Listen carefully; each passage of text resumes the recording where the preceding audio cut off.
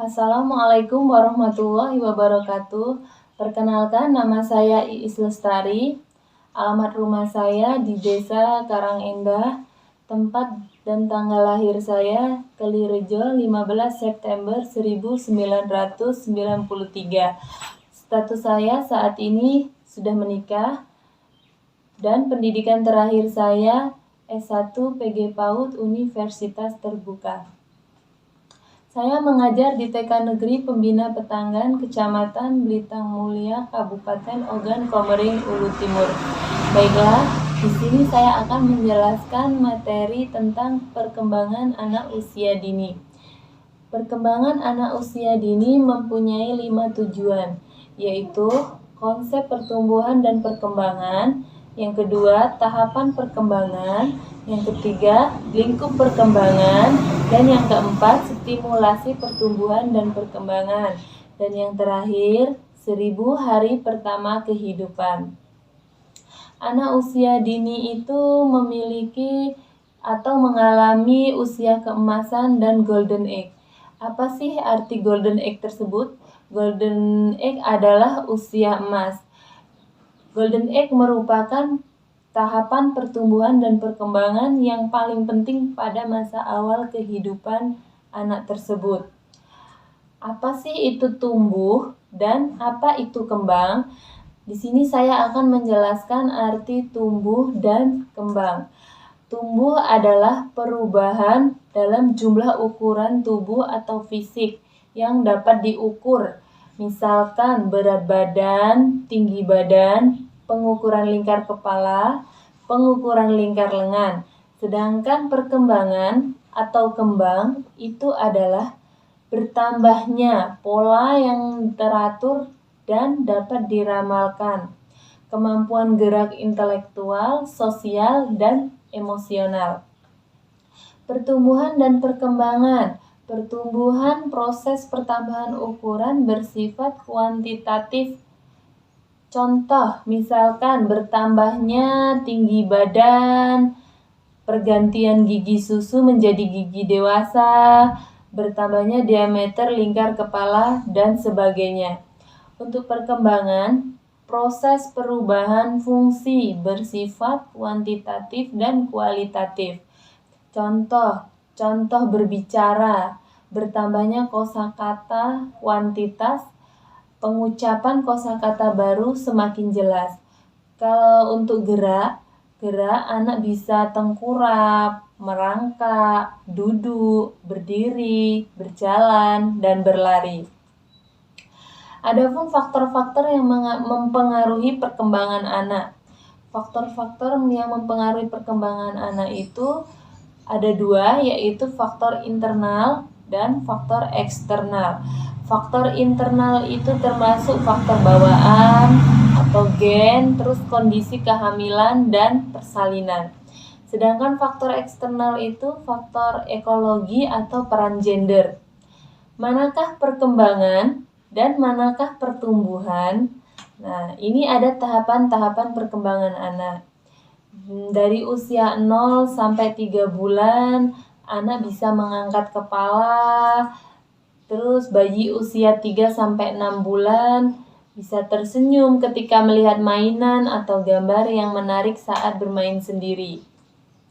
Untuk bayi usia 6 sampai 9 bulan sudah mulai bisa duduk, merangkak, meraih mainan. Bayi usia 9 sampai 12 bulan itu anak dapat berjalan dengan dituntun orang dewasa seperti orang tuanya atau ayahnya. Ayah, ibu, atau adiknya, atau kakaknya. Nah, terus kalau untuk usia 12 sampai 18 bulan bisa berdiri sendiri tanpa berpegangan. Anak usia 18 sampai 24 bulan bisa bertepuk tangan dan melambai-lambaikan. Anak usia 2 sampai 3 tahun anak jalan naik tangga sendiri. Anak usia 3 sampai 4 tahun bisa melompat atau menggambar garis lurus.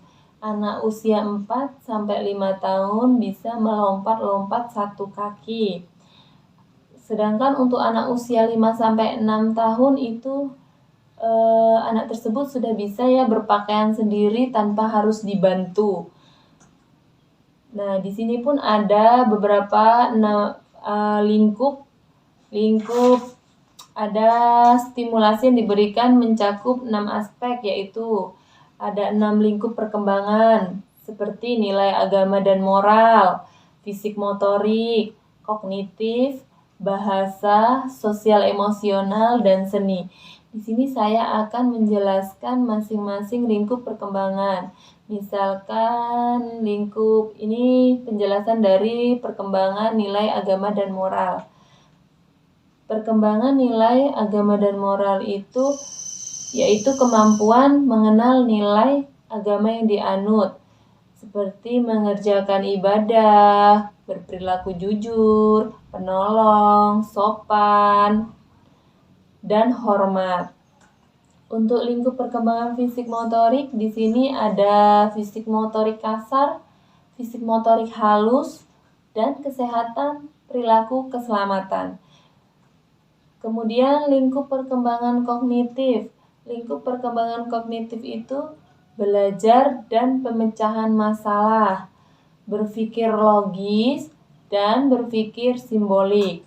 Untuk lingkup perkembangan bahasa itu ada reseptif, ekspresif, dan keaksaraan. Lingkup perkembangan sosial emosional yaitu ada kesadaran diri, rasa tanggung jawab untuk diri dan orang lain, serta perilaku prososial.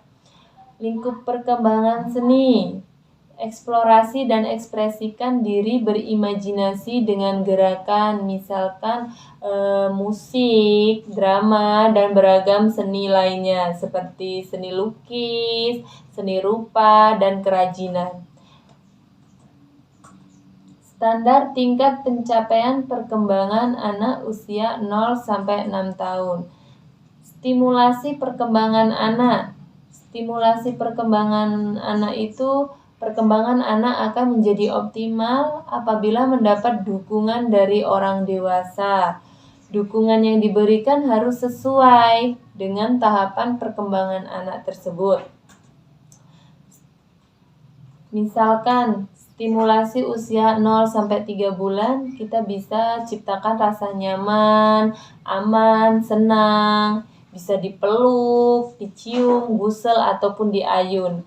Kemudian untuk selanjutnya untuk stimulasi usia 3-6 bulan itu kita bisa gulingkan kanan kiri, tengkurap atau telentang. Selanjutnya stimulasi usia 6-9 bulan. Kita bisa bermain cilup bah atau melihat cermin. Ya, seperti itu. Dan selanjutnya dan banyak lagi. Sekarang kita bahas tentang 1000 hari pertama kehidupan. 1000 hari pertama kehidupan itu masa yang sangat penting dalam pertumbuhan anak, di mana otak anak berkembang sangat pesat. Sistem metabolisme tubuh dan kekebalan tubuh mulai dibentuk.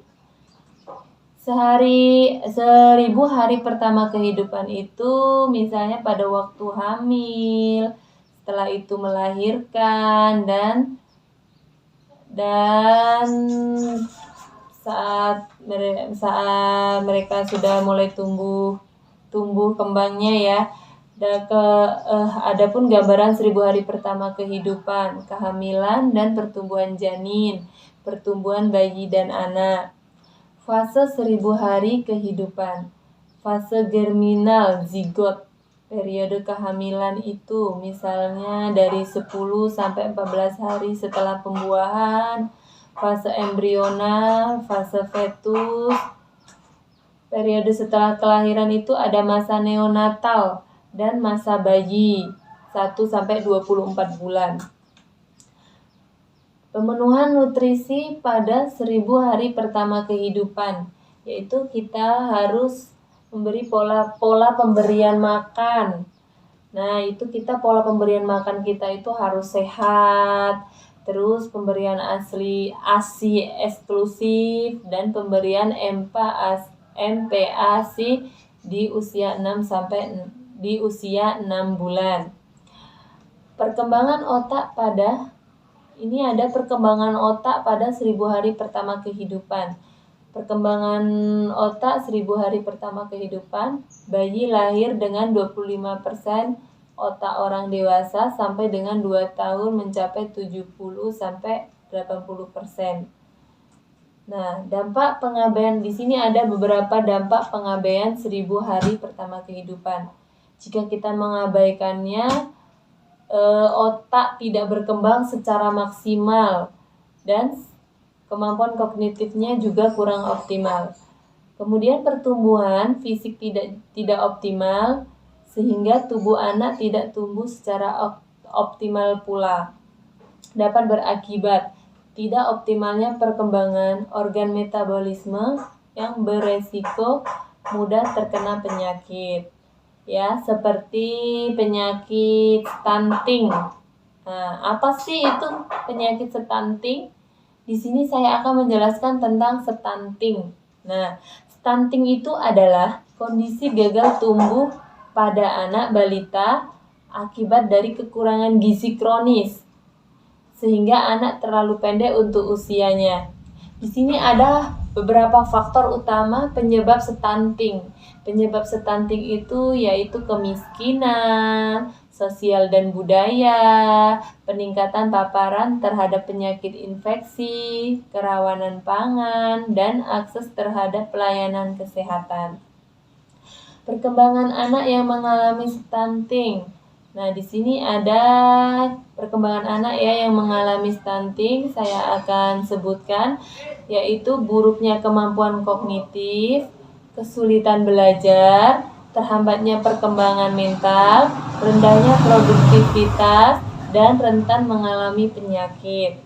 Pertumbuhan anak yang mengalami stunting yaitu gangguan perkembangan fisik, memiliki rata-rata skor IQ lebih rendah 11 poin dibanding anak normal, dan terhambatnya pertumbuhan otot, mengalami gangguan hormonal, beresiko mengalami diabetes di masa dewasa.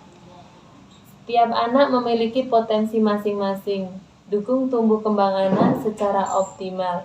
1000 HPK merupakan salah satu pilar utama mendukung tumbuh kembang anak. Baiklah, demikianlah materi yang dapat saya sampaikan. Semoga kita bisa mendidik anak lebih baik lagi dari sebelumnya dan juga mengetahui konsep perkembangan anak usia dini tersebut. Kurang dan lebihnya saya minta maaf. Wassalamualaikum warahmatullahi wabarakatuh.